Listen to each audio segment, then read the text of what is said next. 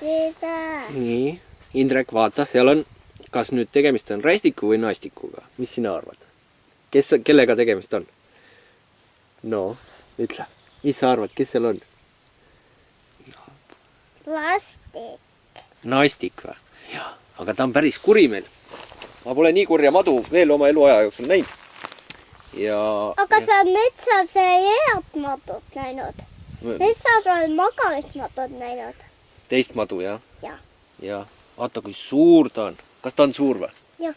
On küll, jah. Ja kas ta on kuri ka või? Natukene, jah. Näed, ta üritab ennast sisisemisega märku anda, et ta on seal või.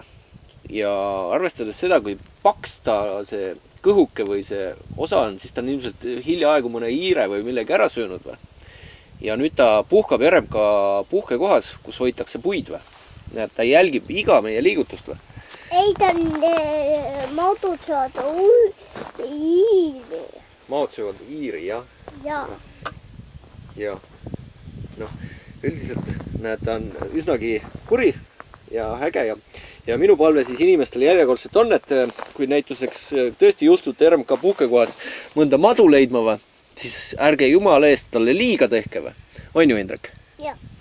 Et maod tahavad ka elada ja puhata ja no tõsine looduskaunitar või. On ilus, on ju? Jah. Vot. Minu poeg Indrek arvab ka, et tegemist on tõelise iludusega ja kas me jätame ta nüüd siia ilusti sisisema ja susisema või? Või mis me maoga teeme? Jätame ta siia ilusti elama, on ju? Jah. Vot.